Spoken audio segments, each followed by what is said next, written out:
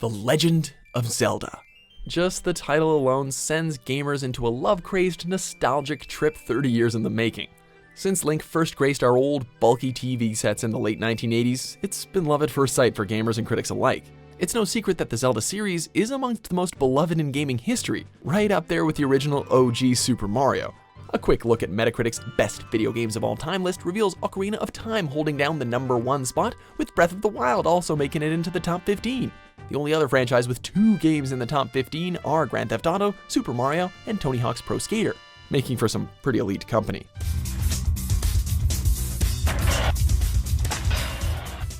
Before we begin, be sure to subscribe to MojoPlays and click on the links in the description to vote on upcoming content.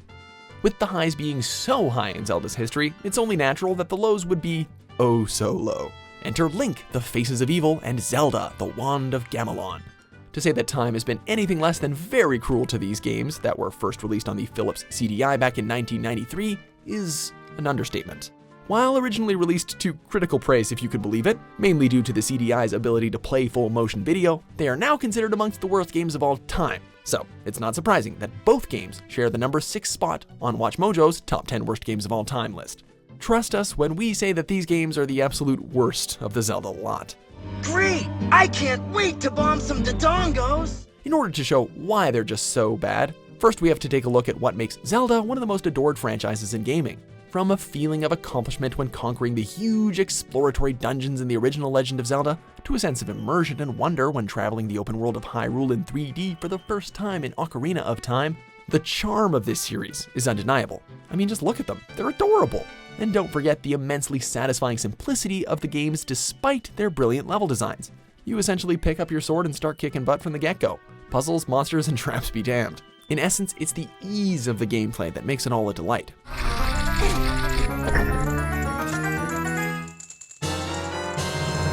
Seeing as both the Faces of Evil and the Wand of Gamelon star Link, Zelda, and Ganon, they'd surely include all the wonderful gameplay examples we've just mentioned, right? Wrong. The fact is that there's very little resemblance between these games and the Zelda canon. The CDI games use the heart-themed health bar, and some items taken from the instruction manuals of the first 2 Zelda games, but bear little resemblance to their forebearers and even less resemblance to the actual playable video games. Seriously, they're just like mass frustration simulators.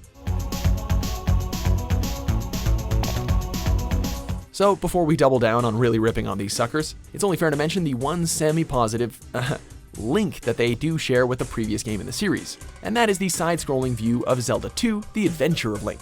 Zelda 2 was amongst the most popular games in 1988, was awarded Game of the Year by Nintendo Power, and sold over 4 million copies. So yeah, any similarity between the two basically ends there.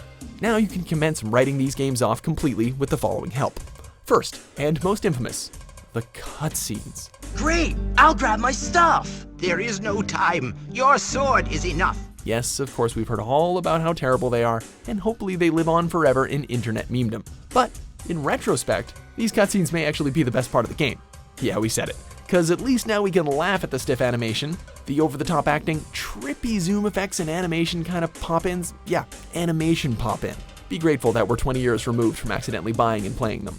Oh my goodness, this is awful! But what makes these games truly a nightmare out of Satan's playbook are the controls. There's not even a jump button, it's just directional arrows. Add that to the input delay when using items, such as your shield, the total inaccuracy of your sword and projectiles, as well as the characters being too slow to dodge or evade anything. And you've got the ingredients ready for a nice, unhealthy rage quit. To think of all the CDI controllers that lost their lives to these Zelda games gives us pause. If it were only the controls' fault, perhaps we'd be kinder, but the environments and gameplay mechanics are just as bad. Cheap deaths abound when you can't tell platforms apart from background art, and consider yourself lucky if you're actually able to jump onto the platform once you find it. What are these things, mirages? And don't forget enemies randomly spawning out of nowhere. Oh, and there's no temporary invincibility or recovery time, so death comes real quick, repeatedly. You having fun yet? So, how is all this possible? Truth be told, these games were a disaster from the very start. They emerged out of the failed partnership between Philips and Nintendo, which saw Nintendo allow Philips to use some of its licensed characters, but had no further input on the project. Phillips then tasked the studio, Animation Magic, with creating 2 new Zelda games on a low budget and a singular, short development cycle. Hell, even the animation work was outsourced to Russian artists flown into the United States. Basically, Phillips thought they had a low-cost, low-risk slam dunk with the Zelda characters, and put very little effort into development, and it shows. I guess that's worth a kiss, huh? Ha! I won! They essentially created 2 games that are nearly identical, running the same engine, the same storyline, just reversing Link and Zelda's roles, as well as the near-identical menu screens and tutorials. All ripe, succulent cherries on the top of their utter shit sundae. Why'd you do that? I just saved you from Ganon! You did not. You know what they say, sometimes change is great, and sometimes it gets you the award for worst Zelda game of all time. Witnessing the absolute heights the franchise has seen over the past 10 years, and then staring straight into the abyss that is Link the Faces of Evil and Zelda the Wand of Gamelon, gamers have every right to be confused. The laughable animation, terrible controls, horrible level design, and inept gameplay mechanics are truly unique in the history of gaming, as is the failed partnership between Nintendo and Philips. So, all we can do now is laugh, forget these games exist, pick up our copy of Breath of the Wild and hug it tight, while hoping that Nintendo never puts Zelda fans through this again.